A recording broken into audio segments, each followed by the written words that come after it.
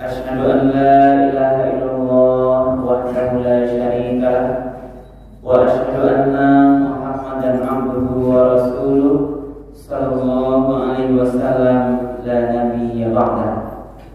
Wa qala Allah ta'ala fil Qur'anil Karim, a'udzu billahi minasy syaithanir rajim. Bismillahirrahmanirrahim. Walamma nasu ma dzukiru bihi fatahna alaihim abwaaba kulli syai' hatta idza farihu bima utu akhadnahum baghtatan fa idza hum mublisun. Shadaqallahul azim.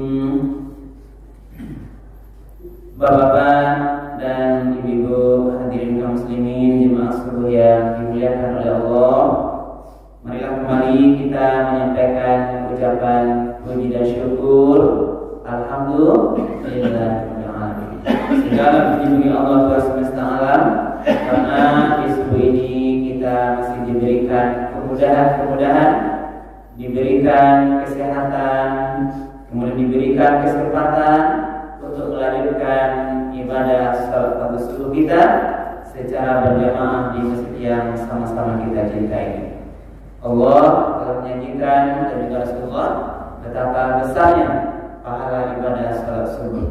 Salat sunat 2 rakaat sebelum subuh, siapa yang mendapatkannya insyaallah itu lebih baik daripada dunia beserta isinya.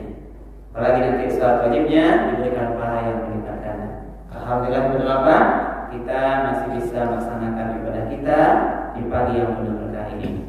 Kemudian salawat dan salam kita doakan semoga disampaikan kepada Nabi kita Nabi Muhammad sallallahu alaihi wasallam dengan kata-kata Allahumma shalli ala sayyidina Muhammad wa ala ali sayyidina Muhammad. Rasulullah telah membawa umat manusia ini, membawa kita atau manusia dahulunya dari zaman yang disebut dengan zaman jahiliyah kepada zaman yang mengenal Islam dengan dasar Al-Quran dan Sunnahnya, yang paham akhlakul karimah dengan sini-sini ajaran Islam yang lain. Karena itu ibu dan bapak, mari terus kita amalkan, kita jadikan Al-Quran dan sunnah-sunnah beliau sebagai pedoman hidup kita dalam menjalani kehidupan dunia yang sementara ini menuju kebahagiaan kehidupan yang kekal abadi di akhirat nanti. Ibu dan bapak para jemaah yang dimuliakan Allah, pada subuh yang kali ini dasar tausiah kita adalah Al-Quran surat Al-An'am, surat yang ke-6 ayat yang ke-44. Surat Al-An'am ayat yang ke-44. Di dalam ayat ini Bapak, Allah menjelaskan ini cerita atau gambaran kepada umat-umat terdahulu sebelum Rasulullah, umat yang engkar kepada Allah. Ketika dia lupa, engkarnya menjadi-jadi, lalu Allah berikan kepadanya, diberikan kebebasan, dia lihat kenikmatan, dibukakan pintu rezeki, diberikan dunia kepadanya. Orang yang kelihatan kata Allah durhaka, engkar, berbuat maksiat, tetapi Allah berikan seketika kepada dia dipalak kepada Allah, dibuka pintu rezeki. Mungkin kalau bahasa kininya digambarkan diberikan pangkat jabatan yang tinggi, diberi kebebasan. Tapi ujungnya berapa? Pada saat mereka menikmati kebebasan, kesenangan itu, Allah datangkan azab secara tiba-tiba. Lalu dia berputus asa dan terpana. Ya, mari kita ulang balik beberapa ini secara tertentu. ini. A'udzubillahi minasyaitonir rajim. Bismillahirrahmanirrahim. Falamma nasu ma dzukiru bihi. Maka ketika mereka melupakan zukiru bihi, peringatan yang telah diberikan. Sebab Nabi kita Muhammad sama dengan Nabi sebelumnya diutus memberikan peringatan. Lada kau petunjuk yang benar kerjakan. Lada kecian, kau tidak boleh dilarang, jangan atau tinggalkan. Sudah diberi peringatan. Jadi pada saat falamma nasu ma dzukiru bihi, pada saat mereka melupakan peringatan yang telah diberikan kepada mereka, fatahna alaihim, kami pun membukakan abwaba kulli syai', kami bukakan semua pintu kesenangan untuk mereka. Kan berlawanan ya, orang yang lupa ya, melupakan peringatan. Kalau sekarang melupakan ayat Allah Subhanahu wa taala, pada saat dia lupa itu Allah fatahna alaihim abwaba kulli syai', Allah bukakan bagi mereka semua pintu-pintu kesenangan. Hatta kemudian sehingga idza farihu bima utu, sehingga ketika mereka bergembira dengan apa yang telah diberikan kepada mereka. Jadi ketika kasih yang telah dibukakan, dia mendapatkan kenikmatan dunia kata dia. Maka hatta ketika mereka bergembira farihu, bergembira kalau sama dengan lah berhura-hura, berpoya-poya, bersenang-senang, maka pada saat itulah, pada saat kegembiraan yang mereka merasa telah memiliki ke dunia itu, memiliki pintu kebahagiaan itu, akhadnahu, akhadna minatnya adalah kami datangkan siksa kepada mereka. Akhadnahum baltatan, secara tiba-tiba. Pada saat kesana itu datang, dia menikmati, datanglah siksaan atau cobaan, ujian atau azab oleh Allah secara tiba-tiba. Fa-idza hum mublisun, maka pada saat itulah mereka terdiam, berputus asa. Jadi ketika Allah datang, lalu tadiamnya, aniannya, di sebelah kininya tangangoy, panah melihat yang tak ada azab atau ujiannya. Konsep inilah yang berdebat dalam kajian Islam yang dikenal dengan namanya istidraj. Ya, dengarkan istidraj. Apa istidraj adalah Allah mengulur waktu memberikan azabnya, memberikan cobaan. Ini banyak nama lain. Seperti contoh juga dikatakan, wa may yukadzibu bihadzal hadis sanastadrijuhum min haitsu la ya'lamun. Ini ada dalam surah Al-Qalam. Fadzarni wa may yukadzibu bihadzal hadis sanastadrijuhum min haitsu la ya'lamun. Maka secara bersanya kepada Allah, maka siapa wa may yukadzibu bihadzal hadis, siapa yang melupakan hadis. Hadis itu maknanya ada Al-Quran peringatan, ayat-ayat Allah Subhanahu wa taala. Siapa yang melupakan, yang ingkar, yang melawan, yang menantang terhadap ayat Allah, sanastadrijuhum. Apa makna sanastadrijuhum? Kami ulur waktu untuk mendatangkan azab kepada mereka sampai nanti azab itu datang dari semua sisi, min haitsu la ya'lamun, dari sisi yang dia tidak mengetahui. Ini benar. Ini namanya istidraj. Istidraj ini kita harus juga bernama berhati-hati kita. Jangan-jangan nanti ketika Allah berikan pangkat jabatan tinggi, Allah agihkan kesenangan dunia, ketika kita bisa membuat rumah-rumah, membeli mobil-mobil yang mewah, jangan-jangan tapi kita berharap jangan sampai Allah mengulur azabnya. Sehingga dalam konsep istilah ini berapa? Kita disuruh sebagai orang beriman, awak tidak perlu takjub terhadap orang yang memiliki kelebihan dunia dari kita. Jadi tidak perlu awak takjub terpesona orang yang dunianya lebih dari awak. Seseorang yang memiliki rumah, tak boleh punya rumah rancak, tak boleh oto rancak, dapat pangkat jabatan tinggi, pokoknya segala kenikmatan dunia dia dapatkan, kita tidak boleh takjub dengan itu benar. Ini ajaran. Karena belum tentu apa yang dia dapatkan itu dalam ridho Allah Subhanahu wa taala. Bisa jadi Allah berikan kenikmatan dunia itu, Allah mengulur waktu mendatangkan azabnya. Ini rahasia.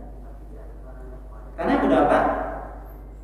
Orang tuh mendapatkan makin tinggi dia makin naik, lalu dia sampai ke bawah. Pertanyaannya berapa? Ketika orang jatuh dari janjang 1 jatuh, naik janjang 2, jangan sampai janjang 10. Mana paling padiah berapa? Jatuh janjang 10 pada janjang 1. Yang 1. Jadi diangkat kata dulu. Sama lah berapa?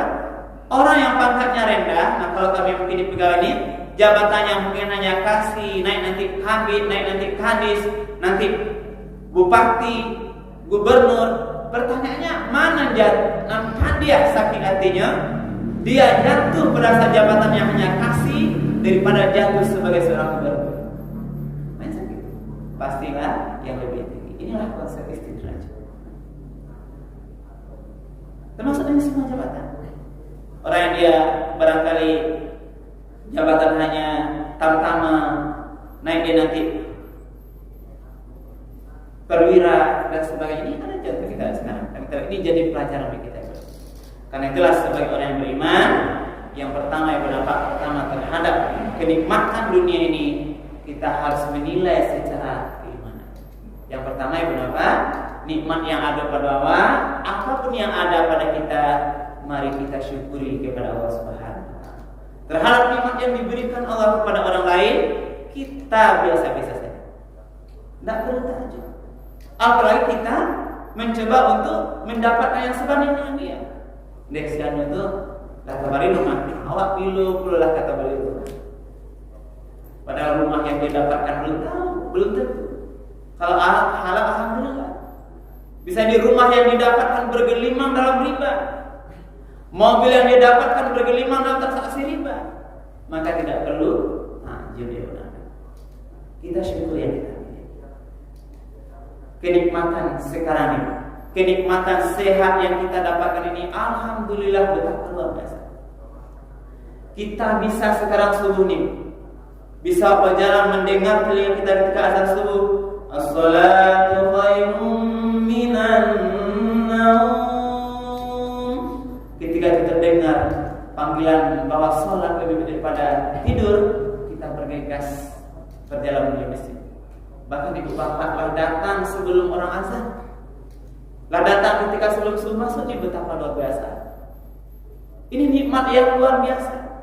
Kita lihat kenapa belum tentu orang-orang kaya yang kita lihat takjub itu, yang mobilnya banyak, yang hartanya berlimpah, belum tentu dia sebiji terbangun. Apalagi menunaikan zakat. Maka kita bersyukur betapa biasa. Dan itulah ini contoh yang benar diberikan tadi ketika Allah menyampaikan dalam ayat surah Al-An'am ayat 14 ini ada kisah jadi pelajaran bagi kita. Apa pelajarannya? Maka tatkala dikatakan tadi seseorang ketika dia lupa, jadi lupanya jangan sampai kita ini melupakan ayat Allah. Kenapa orang berdosa? Karena terlupa dia berkata lupa itu karena melupanya Allah terjadi. Maka pada saat seseorang itu lupa meninggalkan ajaran Allah, kemudian Allah sengaja bukakan pintu-pintu kemewahan bagi dia, Maka pada saat dia telah menikmati, telah senang dengan kenikmatan itu, lalu Allah datangkan. Itulah yang perlu jaga. Datangnya azab Allah secara tiba-tiba inilah yang terus kita waspadai. Kita tidak bisa menyamin datang ke ganggu secara tiba-tiba di kamar. Ini baru lupa. Allah bisa saja mendatangkan juga. Ketika Allah datangkan azabnya itu, kita berfirman pada ayat lain, apa katanya? Wattaqu fitnatan la tusibannal ladzina zalamu minkum khassah. Ini juga azab. Maka wahai orang beriman, katakan yang sebelumnya, wattaqu, takutlah hawa kepada fitnah.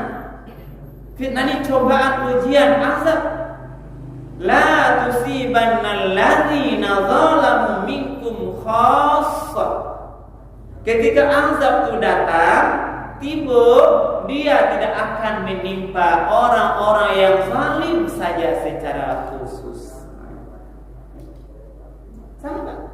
Ketika gampang datang di kampung awak, di luar sekali awak datang kampungnya, itu yang kena azab, yang rumahnya runtuh, yang mungkin diampuk gampang. Itu adalah banyak pelajaran. Tidak hanya orang-orang yang berdosa, bahkan yang kena kepada gampang adalah orang-orang soleh. Maka nampak gampang di Pasar Barat kemarin, yang kena bukan hanya rumah, masjid-masjid, musola-musola juga runtuh. Rumah orang yang taat juga runtuh. Ini gambarannya seperti ini. Ini apa saya mendapat? Pesan kita adalah pesan mari dulu, pertama adalah pesan dakwah. Kita dulu mengamalkan ajaran Allah, lalu Allah tak boleh lalai dengan tetap memberikan wa tawassaw bil haqqi wa tawassaw bis sabr. Ketika ada terlihat di samping awak tidak kami mendapat orang yang berbuat maksiat atau alujurnya beramal yang baik, mari kita mencoba mengingatkan. Maka orang berdosa wakananya sesuai dengan kemampuan kita. Inilah bahasa hadis, man ra'a minkum munkaran falyughayyirhu biyadihi. Maka siapa melihat kemungkaran, melihat dosa dilakukan orang lain, maka dia punya peran mencegah. Biyadihi yang pertama dengan tangannya. Kalau ada kekuatan, ada kekuasaan, kita juga. Siapa yang tidak punya, fa illam yastati' fa bi lisani. Kalau tidak ada kekuasaan, tidak ada tanda tangan yang bisa bermanfaat, maka dengan lisan. Sampaikan dengan hikmah, tunjukkan elok, nak, pakai, ya mari semuanya. Oh enak, kau tak melihat kau dosa, kau jangan baju hijau lagi, jangan pasang kartu chip jelek. Kini apalagi judi sudah sekarang sedang dimonitor. Ketek gadang asal judi kini sikat kata-kata itu. Maka banyak kini kita lihat para penjudi ditangkap. Ingat, ini bagian adalah buat tawassul bil haqqi. Yang terakhir, kalau tidak sanggup awak hadap sebuah kemungkaran itu, cegahlah dengan Fa'illah misalnya dengan kalbi, dengan hati, maknanya adalah dengan doa. Inilah al-amrul iman, tanda di tingkat iman terbawah. Jadi yang pertama itu dengan kekuasaan, yang kedua dengan lisan, yang ketiga kalau Rasulullah kalau dia oleh berdoa, doakan. Karena awak masih belum taat, awak suami awak mungkin ibu ada orang suaminya istrinya soleh, suami tidak taat, hadirkan pada Allah. Doa ya Allah, suamiku belum juga lagi mau sholat ya Allah, berilah dia petunjuk, ketuklah hatinya ya Allah. Malam-malam hari bertanah ibu mungkin sampaikan pada Allah. Bapak yang mungkin ada suami yang mungkin belum taat, kelihatannya masih dia kadang-kadang sekadar durhaka, sampaikan pada Allah. Karena Allah lah yang membolak-balikkan hati. Ini yang doa kita. Ya muqallibal qulub sabit qalbi ala dinika wa ala ta'ati. Wahai yang membolak-balikkan hati, tetapkanlah hati ini kepada jalan yang engkau benarkan dan kepada ketaatan. Ibu bapak para jemaah yang dimuliakan Allah, ini adalah mungkin kajian subuh kita dengan harapan mari tersebut apa? Kita makin hari di sisa umur kita yang tak tahu apa teh kobo, tak sampai bilo batehnya. Bisa jadi beko malam, bisa jadi besok hari, kita makin mendekat pada Allah Subhanahu wa taala. Apa tujuan kita? Kita berdoa dan berusaha.